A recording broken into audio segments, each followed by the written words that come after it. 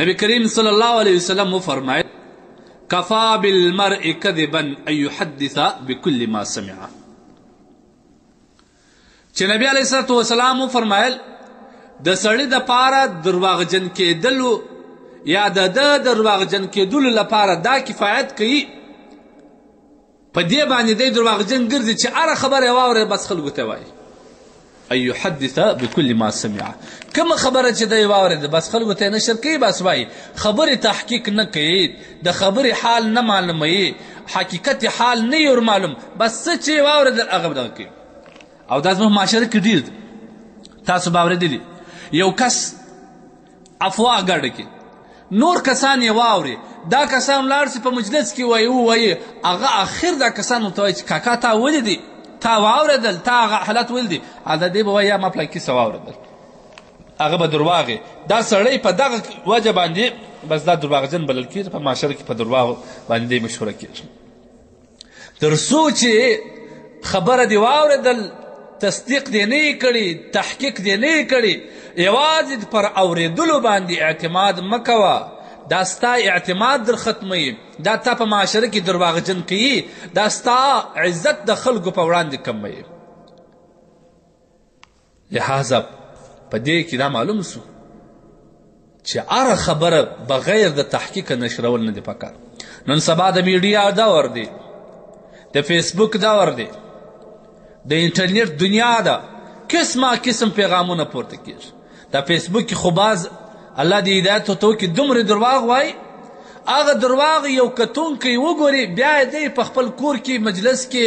معاشره کې علاقه کې ټول ته وایي هغه درواغ یې عام کړ هغه سبا درواغ وخېږي بارک ته وایي ولې درواغجن تا خو دا درواغ وایي دی نو څه دلیل ورته وایي ما خو په فیسبوک کې لیدلي و نو زه څه خبره دا سړی ولاړې په دې باندې درواغجن وبلل سو. دا معاشره کې انسان باید تحقیق وکړي هر شي د مخه باید خپل عزت مخ ته کښېږدي. په دې حدیث کې د الله رسول صلی الله علیه وسلم یو ضابطه یو اصول موږ ته بیان کړي دي چې نبی علیه الصلوۃ والسلام وفرمایل چې د کم وخته پورې د خبرې تحقیق نه یې کړي د هغه راوي نه یې درته معلوم د هغه اصل او مقصد نه یې درته معلوم حقیقت حال نه یې درته معلوم تر هغه ساعته پورې دا خبره مه نشر کوه درواغجن کېږي او هغه سړی که خبر سو بیا به د مشکلات سره مخامخ سي. مثلا یو کس یې تا ته وویل چې پلانکی نه و پلانکی هغه داسې غلط کار کړی و په یو چا پسې درواغ ویلي یا په چا پسې بهتان تړلی ته راولاړ شوې د خبرې تحقیق نه وکړي بل یې ورته دې ویل هغه یې ورته چې تا وویل هغه اصلي سړی خبر کړي هغه رالې ته یې د ګریوان ونیول چې ولې په ما پسې دا خبره کوي ستا سره خو بل دلیل نشته هغه وایي ما ته ده وویل نو زه څه وم. دا د الله د رسول صلی الله علیه وسلم څومره خپل امت سره مینه ده دا خپل امت د جنگ او جدال د جګړې سم خلاصي او د ده د عزت غم هم اخیستی دی چې دی په معاشره کې په کاذب او په درواغجن مشهوره نه سي. لہذا دا یو اصول دی هره خبره مه نشره کوه. دا په فیسبوک کې چې کوم کسان دا شان شیري او درواغ و رښتیا ته نه ګوري حقیقت نه حقیقت ته نه ګوري ټول بس هر څه چې په مخ ورځي شیري یو دا دوم کسان داسې دي زه د وخت څه مې دا شی په ذهن کې و تاسو به لیدلي نن سبا خلک په دې کمنټو کې داسې الفاظ لیکي داسې الفاظ لیکي چې هغه سړی د ایمان نه پوهوسي. څه ضرورت دی څه ضرورت دی چې د بل په شي باندې کمنټ کوي او بیا ځان د ایمانه په باسه دا خو د جیبه ځان تاواني کوي زړګی داسې خو سړی نه کوي.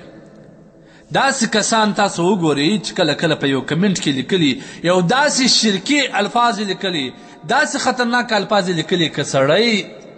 هغه په عقیده او په دغه باندې ووایي یا یې ولیکي دا سړی کافر دی. مخکې دا مسله موږ وایسته کوم سړی چې په قول باندې راضي وي هغه په کتابت که ولیکي او هغه شرکي و کفري کلمه او دی ورباندې راضي دا هم کفر دی. نو لهذا د الله رسول صلی الله علیه وسلم فرمایي چې د انسان درواغجن کول یوازې دغه شی هم کافي دي دغه سړی شی هم سړی درواغجن په معاشره کې ګرځي په معاشره کې په درواغو باندې مشهوره کوي کم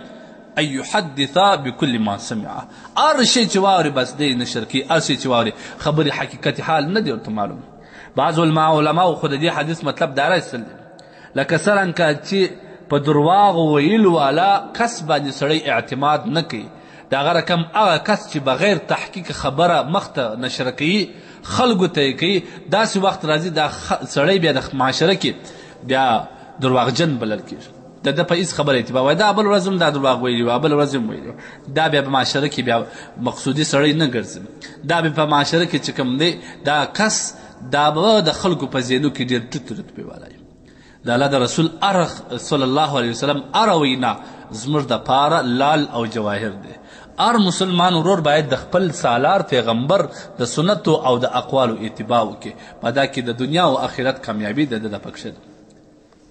نو الله جل جلاله دې موږ تاسو ته پر دې د عمل توفیق راکړي وصلی الله تعالی علیه وعلى آله واصحابه وسلم تسلیما رب اغفر لي ولوالدي رب ارحمهما كما ربياني صغيرا اللهم إنا نسألك الهدى والتقى والعفاف والغنى صلى الله تعالى عليه وعلى آله وسلم